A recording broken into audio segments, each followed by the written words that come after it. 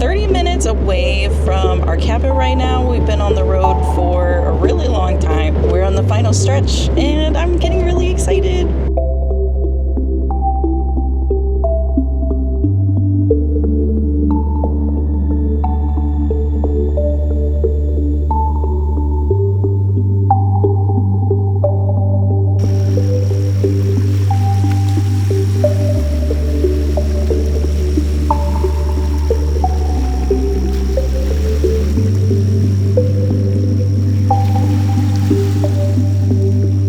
I'm already 2 beers in. Here's my third. Cheers.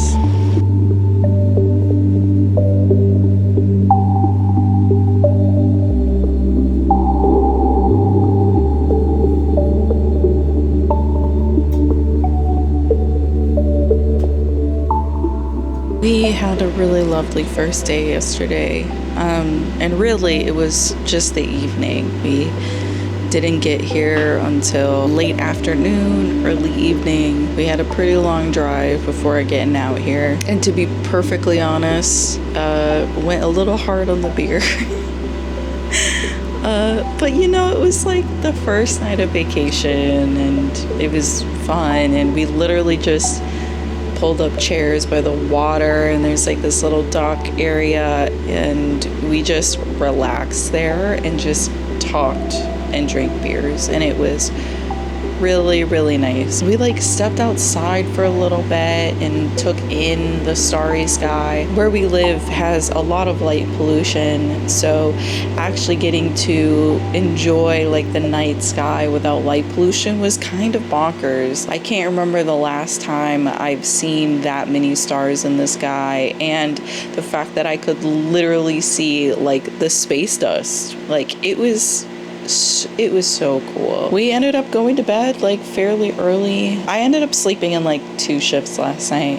The first one, I stayed asleep pretty well, but then I like woke up at like 3 in the morning, and then I just like couldn't sleep. I'm sure part of it was probably like from having the beer, probably messed with my sleep schedule a little bit. My mind was just wandering a lot, and I was doing a lot of like reflecting. Maybe some of the point of this trip anyway was to allow myself to maybe process some things that I've been feeling lately, but doing so in a way that was like a little bit more like offline. Like my phone is like in the other room right now, and I haven't scrolled like on anything, and allowed myself to be completely unplugged, other than just, you know, my cat sitter reaching out. So I slept from like 10 to 3 a.m.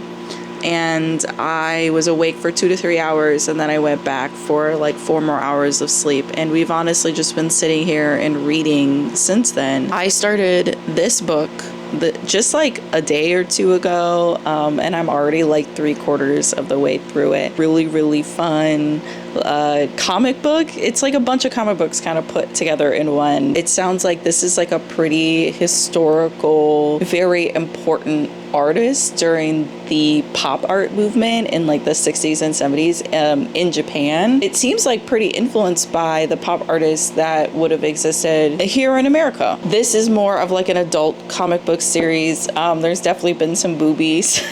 The jokes in it are really, really funny so far. I've had a couple that did make me bust out laughing. So far, it's been really fun, but I am holding my opinion just a little bit. It seems like the artist was inspired by like a lot of American Western films. So there have been just like 1 or 2 depictions of Native Americans versus cowboys that has so far not been the worst representation possible, but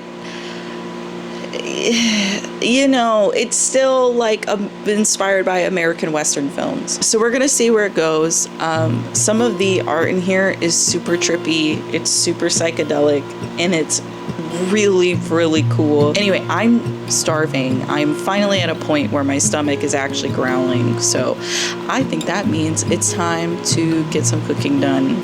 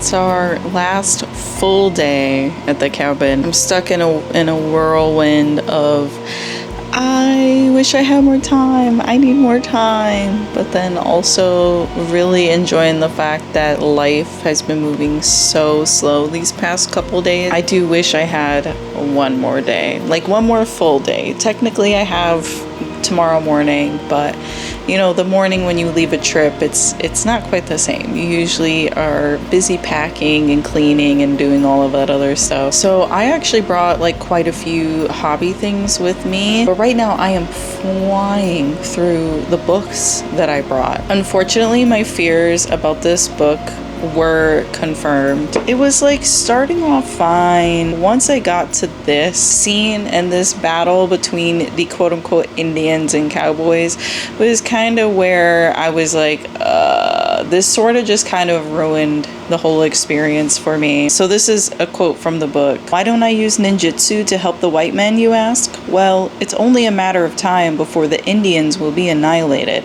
So I say, let them have their fun while they can.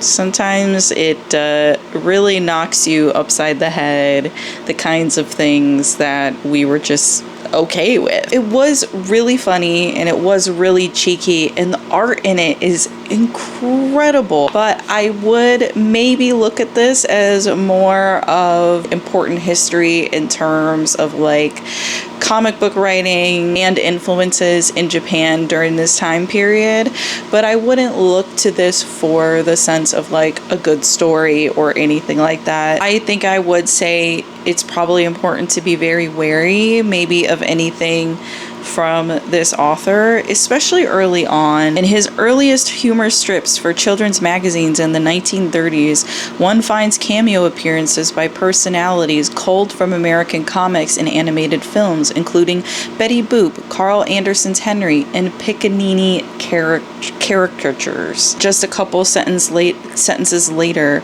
overwhelmed by the floppy 10-cent comic books that flooded Japan with the arrival of American troops during the occupation 1945 to 52 and the Korean War 1950 to 1953, battled evil gunslingers, mad scientists, angry Arabs, and weird monsters copied from titles such as Alex Toth's All-Star Western, Jesse Marsh's Tarzan, Dick Sprang's Batman, and Jack Kirby's Challengers of the Unknown. So, I mean, acknowledge it for its history, acknowledge it for its cool art, but I don't know if I would feel comfortable really recommending this to people to read. And if you decide to on your own, you know, make sure you're going in with a critical eye, make sure that you are going in with nuance, but still, like, we do know better now, right? I don't know if I can really say much else than that. But in a dramatic turn of events, I did finish this book. It's called Disappoint Me by Nicola Deenan. 5 stars. For me, 5 stars. The book is about Max, a trans woman who basically just like how she's navigating her relationship to her new boyfriend, the relationships and trauma of her family, her past emotions and experiences. I'm not gonna lie, I was really teary-eyed and cried a little bit for the last like 15 to 20 pages of the book. It was really emotional, but it was also extremely beautiful. This book really explores what it means to forgive, whether or not forgiveness is even needed, how maybe sometimes our past mistakes are just our past mistakes, and how sometimes we might just need to like live with them and they have to just exist. And also talking about like what and who forgiveness is even for, what love is between friends, between family, between partners, navigating the nuances and experiences of being a trans woman and then dating someone that is a straight cis man, and how that can affect your relationship and how that can affect how you move forward. I really like the way Nicola writes, and it looks like she has another book. I think I'm gonna write it, like go and read it, because I felt like her style of writing, her prose was very engaging. I was drawn in from the beginning. No joke. I started this yesterday. Like, as soon as I finished the comic book, I went right into this book. It's a little over 300 pages and I'm like already done with it. I just bought it on a whim. I was at my local bookstore during Pride Month, and I got Ocean Vuong's new book, which I still have to read, and then I decided to get this one as well too. My partner and I are gonna sit by the water again and read some more. At some point I'll probably lay down for like a 30-minute nap, maybe an hour.